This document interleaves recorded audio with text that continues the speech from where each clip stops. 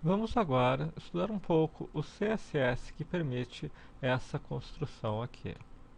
Como vimos no vídeo anterior, nós temos uma div principal dessa área com um identificador body, dentro dela uma outra div com um outro identificador tagline, um header 1, um parágrafo e também dentro do body, além de tagline, uma imagem. Observando o CSS, nós utilizamos o lasanha sustenido body, ou seja, o identificador igual a body, para fazer algumas atribuições. Percebam que isso é diferente de body sozinho. Este aqui se refere ao tag body, ou seja, este se refere a este elemento aqui. Já este abaixo se refere ao elemento cujo ID é body, assim como o de cima se referia ao elemento cujo ID é header. Ou seja, estamos criando atributos para este elemento. Aqui já vimos anteriormente body img, ou seja, uma imagem que esteja em algum lugar dentro de body. Aqui está a imagem. No caso, estamos usando também um elemento novo, o ponto. Ponto figure. Ponto figure é muito semelhante ao sustenido body. A diferença é que o ponto define que figure é uma classe. Estamos definindo que todas as imagens da classe figure dentro de um elemento cujo ID é body vão ter esses atributos. Qual é a diferença entre ID e body? Basicamente, utiliza-se normalmente ID para um único elemento, então este é o único elemento do ID identificado como body, e classe se utiliza para mais de um. Para este exemplo em questão, poderíamos ter um ID igual a figure, e nesse caso teríamos aqui esse outro sinal. Mas como preferiu-se utilizar class, aqui é utilizado ponto, e aqui, em vez de id, se utiliza class. Então, a imagem da classe figure que esteja dentro do elemento cujo ID é body, temos isso aqui. E aqui temos um elemento do tipo div, cujo ID é tagline e que esteja dentro de outro elemento cujo ID é body. E aqui um H1, um header 1, dentro de um elemento div cujo ID é tagline, dentro de um elemento cujo ID é body. E assim por diante. Assim estamos definindo os seletores para cada um destes elementos. Vamos ver o efeito deles olhando diretamente no site. Como já vimos anteriormente, utilizando o botão direito inspecionar ou apenas F12, nós abrimos essa tela onde nos permite visualizar de forma interativa e editar os atributos de nosso site. Vamos tomar, por exemplo, a imagem da mulher.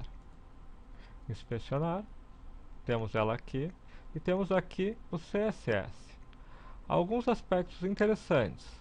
Float é este elemento, o img, da classe figure, tem um float right.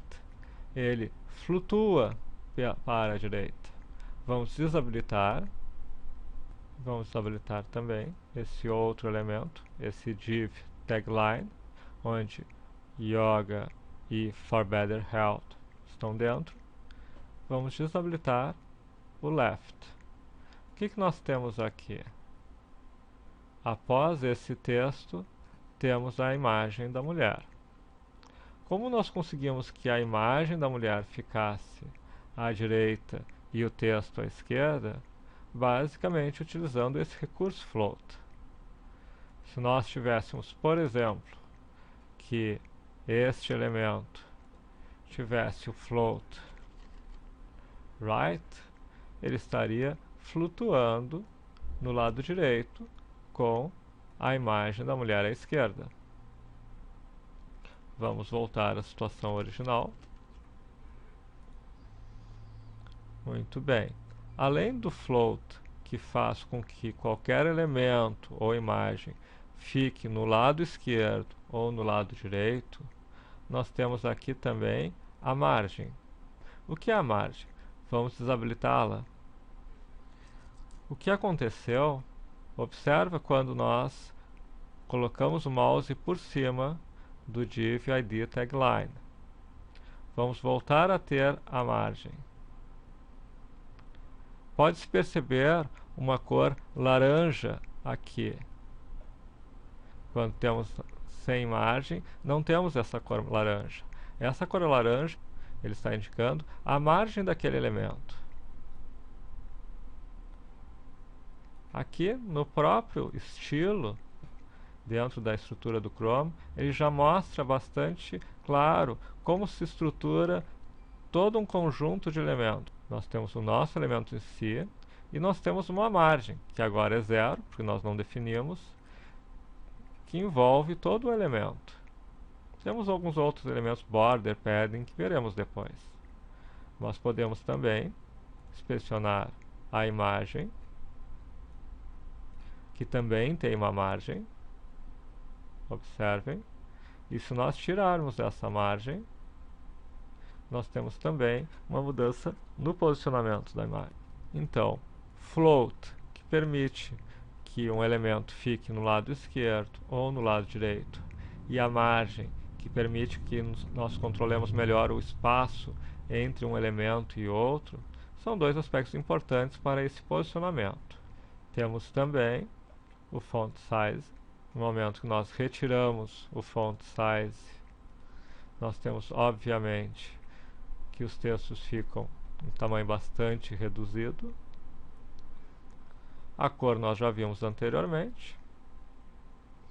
Se nós quisermos que um elemento tenha a cor de pele, ou a cor roxa, ou qualquer outro, pode-se definir isso interativamente, como vimos anteriormente. Também já vimos as fontes.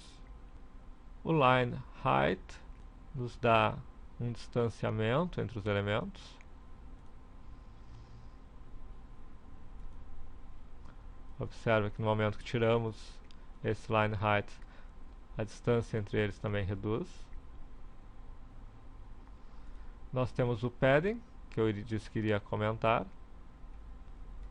O que é o padding? Assim como a margem, o padding é um espaçamento no elemento. Uma importante diferença entre os dois é que se aquele elemento tiver uma borda, o padding é a distância dentro da borda e a margem é a distância fora da borda. Por fim, nos resta essa divisória aqui. Como ela é feita? Botão direito, inspecionar.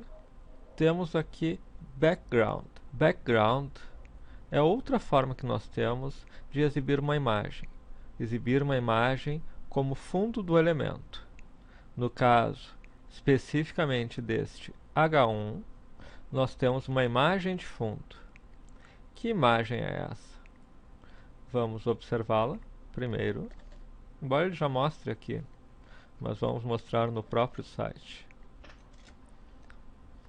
Trata-se apenas daquela faixa. O detalhe é que a configuração que temos aqui nos permite exibir ela nessa posição.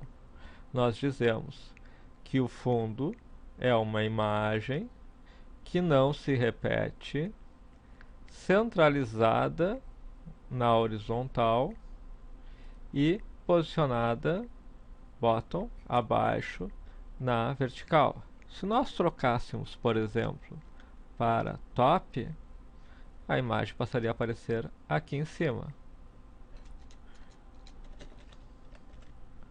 Center no meio do caminho. E bottom posicionada bem abaixo. Com isso vimos, passando rapidamente, os atributos do CSS que construíram essa estrutura. Fundamentalmente, float para permitir alinhar um elemento à esquerda, o outro elemento à direita, o tamanho das fontes e este recurso que permitiu exibir como uma imagem de fundo deste elemento essa imagem de uma faixa roxa.